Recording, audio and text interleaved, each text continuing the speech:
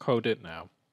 Write a code segment that will compare the values of two variables, x and y, and print to the screen x is greater than or equal to y, or x is less than y, depending on the values assigned to the variables. So because we're printing certain statements depending on the values of certain variables, right away we know that we're going to have to be using some form of if and else statements. And the idea here is, before we write the code, we could just think of how this might be structured in our heads. So if x is greater than or equal to y, we want to print x is greater than or equal to y. Else, x is less than y. And the reason we can use an else here instead of something like an else if is because x can't both be greater than or equal to y and less than y. So we know that if one doesn't happen, the other one has to happen. All right, so now that we have the idea behind our code, we can switch over to the JGrasp window, and we're going to make a new file with Control-N, hit Enter to accept Java, and then go back to one of our old files, so we can just copy some of this code. And actually, we're not going to copy the scanner code because we're not going to need user input for this file, so we'll just copy everything else. Switch over to our untitled window, Control-V. All right, great. So now let's change the name of our class. We don't want test25 anymore. We're just going to call this CompareXY.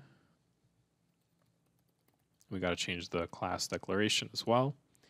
And then we can just get rid of all of this code inside the main method because it's not really relevant anymore.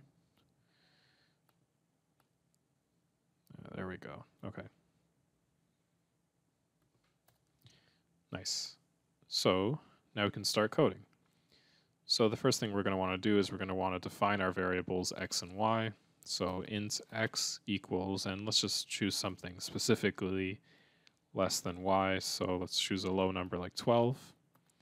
Then we can make int y equals a big number like 1000. Okay, and now we can write out our actual code.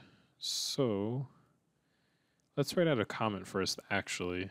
And this comment will just explain what's going to go on with the if statement. So if x is greater than or equal to y, then we print out a statement explaining that.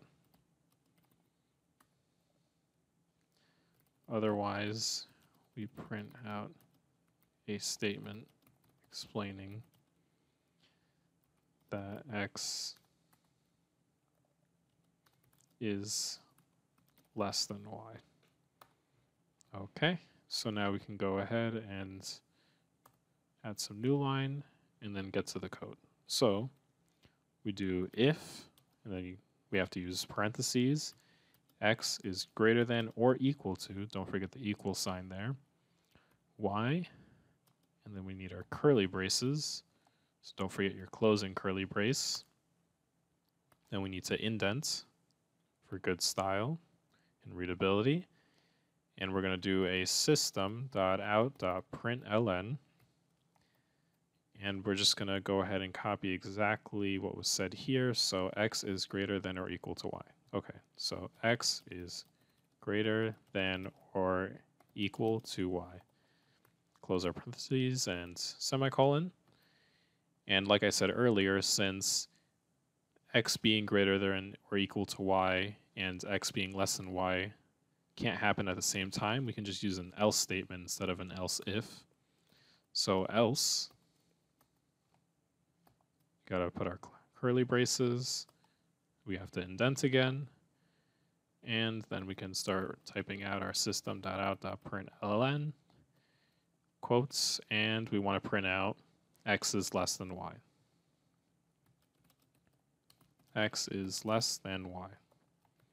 And semicolon. All right, so that's our entire code. Now let's test it out. So we save first with Control-S, accept the defaults.